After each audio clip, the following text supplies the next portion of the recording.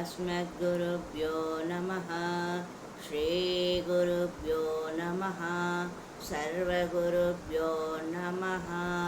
శ్రీకృష్ణపరబ్రహ్మణే నమః. భగవద్గీత 12వ అధ్యాయం భక్తి యోగంలో మనము సగుణోపాసకులు సర్వకర్మలను భగవంతుని యందు సమర్పించి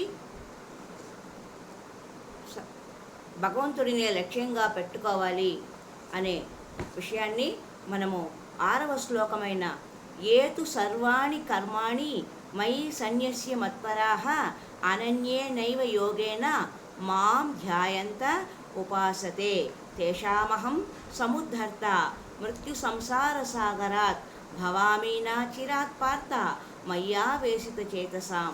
పార్థ, సమస్త కర్మలు నాకే సమర్పించి నన్నే పరమగతిగా భావించి ఏకాగ్రతతో నన్ను ధ్యానిస్తూ సేవించే నా భక్తులను, మనస్సు నా మీదే నిలిపేవాళ్లను మృత్యుముఖమైన సంసార సాగరం నుంచి ఆ అచిరకాలంలోనే నేను ఉద్ధరిస్తాను అని చెప్పారు కదండి.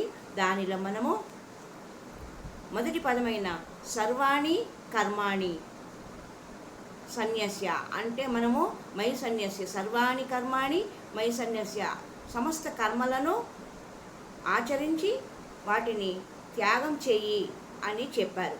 రెండవ పదమైన మత్పరాహ గురించి తెలుసుకుందాం. మత్పరహ భరతనాట్యం చేసే కళాకారిణి నెత్తి మీద నీటి కలసాన్ని పెట్టుకొని చక్కగా హావభావాలు ప్రదర్శిస్తూ నాట్యం చేస్తుంది.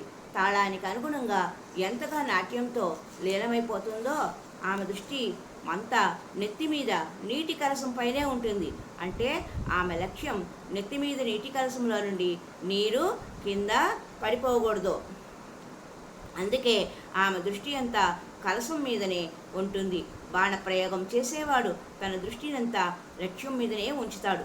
గురి తప్పకుండా లక్ష్యాన్ని ఛేదించాలనే పట్టుదలతో ఉంటాడు. మిగిలిన విషయాలేవి అతడికి పట్టవు. అంటే ఇక్కడ ఏకాగ్రత అనే విషయం మనము గుర్తుంచుకోవాలి. ఈ విషయానికి సంబంధించి మనము మరి ఒక సంచికలో ద్రోణాచార్యులు వారి ఉదంతాన్ని తెలుసుకుందాం. హరి ఓం తత్సత్.